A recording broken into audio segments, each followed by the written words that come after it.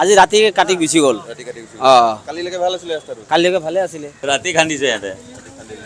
অঁ, আগলৈকে ৰাস্তাটো ভাল আছিল? আগৰ ৰাস্তা ভাল আছিল, ফুটপাথে ভাল আছিল। গুৱাহাটী মহানগৰীৰ উন্নয়নৰ নমুনা, আৰু নমুনা দেখুৱাব গ'লে আপোনালোকৰ চকু বৰ্তমান সময়ত কপালত উঠিব, কাৰণ নিশাটোৰ ভিতৰতে এটা পকী পথ, এটা ভাল পথ আচলতে খান্দি খুৰুকি শেষ কৰা হৈছে। আৰু যিসমূহ ষ্ট্ৰীট লাইট সংযোগ কৰা হৈছে, গুৱাহাটী মহানগৰীৰ বিভিন্ন প্ৰান্তত যিসমূহ ষ্ট্ৰীট লাইট সংযোগ কৰা হৈছে, এনেবোৰ ষ্ট্ৰীট লাইট সংযোগৰ বাবে বৰ্তমান সময়ত গুৱাহাটী মহানগৰীৰ এটা ভাল পথ, এটা পকী পথ খান্দি খুৰুকি বৰ্তমান সময়ত শেষ কৰা দেখিবলৈ পোৱা গৈছে। আৰু যোৱা নিশাটোৰ ভিতৰতে শিলপুখুৰীৰ পৰা আপোনাৰ নৱগ্ৰহ শ্মশান অভিমুখী যিটো ৰাস্তা, সেই সংযোগী ৰাস্তাটো খান্দি পেলোৱা হ'ল। আৰু কি কাৰণে খান্দি পেলোৱা হ'ল আচলতে স্থানীয় লোকসকলেও বৰ্তমান সময়ত গম পোৱা নাছিল প্ৰথম ভাগত।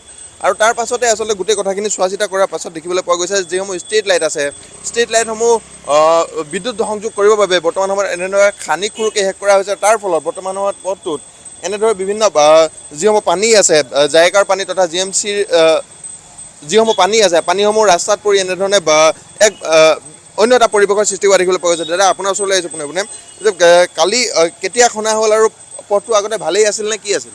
পথটো বৰ ধুনীয়া আছিল। যোৱাকালি ৰাতি 11টালৈকেতো আমি আছিলোঁ, তেতিয়ালৈকে একো নাছিলে। 11টাৰ পিছতে হৈছে। আৰু কোন ডিপাৰ্টমেণ্টে কৰিছে সেইটো গম নাপাওঁ একো। পথটো ভালে আছিল। আৰু এই পথটোতো VVIP ৰোড হয়, কাৰণ এই ৰাস্তাটো নৱগ্ৰহ শ্মশানলৈ যোৱা একমাত্ৰ ৰাস্তা।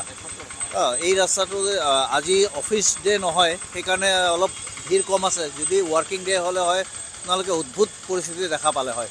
তথাপিও এতিয়া এইটো অনুৰোধ কৰিম যে বিভাগীয় কৰ্তৃপক্ষক যে অনতিপলমে যিটো হৈছে সেইটো ঠিক ঠাক কৰি পেলাওক, কাৰণ তাৰ বাহিৰে নহ'লেতো ৰাইজৰ অৱস্থা নোহোৱা হ'ব।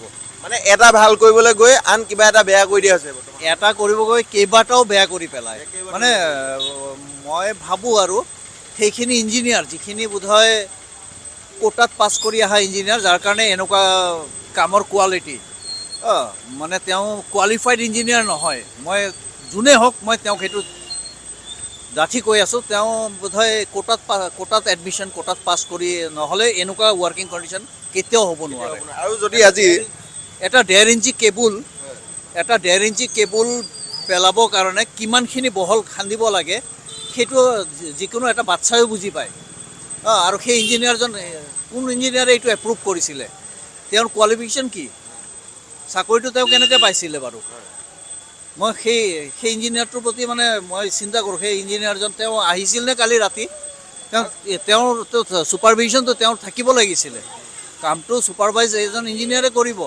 তেওঁ কেনেকৈ এপ্ৰুভেল দিলে আৰু কেনেকৈ ছুপাৰভাইজ কৰিলে? যদিহে আজি দেওবাৰ নহয় অন্য বাৰ হ'ল হয়, তেন্তে ভয়ানক যান জঁট এটা সৃষ্টি হ'লহেঁতেন। কি হ'ব? ডেফিনেটলি আপুনি এতিয়াও দেখা পাইছে ন যান জঁট কেনেকুৱা হৈছে। ৰাস্তাটোৰ পৰিস্থিতি আপোনালোকে দেখা পাই আছে, কেনেকুৱা পানী হৈ গৈছে, বোকা পানী ভৰ্তি হৈ খিচৰিত হৈ গৈছে। খোৱা পানী এতিয়া আমাৰ ঘৰত পোৱা নাই, এই কাষৰ ঘৰত পোৱা নাই, সেই ঘৰত পোৱা নাই, খোৱা পানী পোৱা নাই। পানী ৰাস্তা দি বৈ গৈ আছে। আপুনি এই যিটো পানী বৈ গৈছে, পাৰ মিনিটত প্ৰায় 1100 লিটাৰ পাৰ মিনিটত। আপুনি হিচাপ কৰক, আজি এতিয়াৰ পৰা 3 ঘণ্টাৰ পৰা বৈ গৈ আছে, আৰু কিমান ঘণ্টা বৈ যাব, কেইবা লক্ষ লিটাৰ পানী বৈ যাব, যিটো পানী আমি খাবলৈ নাপাওঁ। নাই, কোনো অহা নাই। আৰু গুৱাহাটী আচলতে পানীৰ সমস্যা বুলি ক'লে, খোৱাপানীৰ সমস্যা বুলি ক'লে এটা ভয়ানক কথা। আৰু বিগত আমি 15 তাৰিখৰ পৰা দেখিবলৈ পাইছিলোঁ যে গুৱাহাটী খোৱাপানীৰ সমস্যা এক ভয়ানক পৰিৱেশৰ সৃষ্টি কৰিছিল। বিভিন্ন অঞ্চলত আচলতে গুৱাহাটী মহানগৰীৰ 28টাকৈ অঞ্চলত প্ৰায় 6 দিন 7 দিন ধৰি পানী বন্ধ হৈ আছিল। আৰু তাৰ পাছত বিভিন্ন অঞ্চলত পানীসমূহ যোগান ধৰা হৈছিল। আৰু বৰ্তমান সময়ত গুৱাহাটী মহানগৰীৰ প্ৰকৃত দৃশ্য দেখুৱাইছোঁ। আমি এনেদৰে কেৱল এইডাল পাইছোঁ যে এইডোখৰতে ফুটা আছে, এনেধৰণৰ কথা নহয়।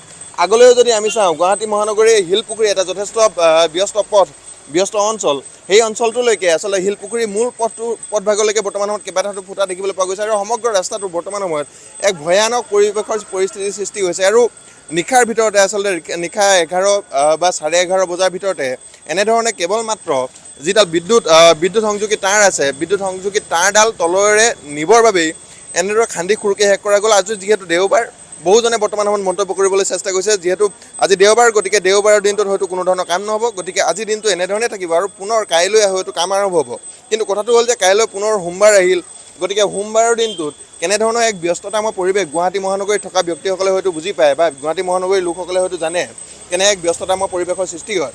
গতিকে গুৱাহাটী মহানগৰীৰ কাইলৈৰ দিনটোত এই গোটেই অঞ্চলটো এটা মূল পথ, নৱগ্ৰহ শ্মশানৰ বাবে যাবলৈ এটা মূল পথ, সমান্তৰালকৈ যদি আপুনি শিল পুখুৰীৰ পৰা ভিতৰে গোটেই ট্ৰেফিক জামটো বাইপাছ কৰি গুৱাহাটী ক্লাবলৈ যাব খোজে, তেন্তে এইটো এটা মূল পথ। গতিকে এই অঞ্চলটো এনেধৰণৰ এটা গুৰুত্বপূৰ্ণ পথত এনেধৰণৰ এটা ব্যৱস্থা কৰাটো বা এনেধৰণৰ এটা পৰিস্থিতি সৃষ্টি কৰাটো বৰ্তমান সময়ত কিন্তু স্থানীয় লোকসকলৰ মাজত খুব প্ৰকাশ হোৱা দেখিবলৈ পোৱা গৈছে।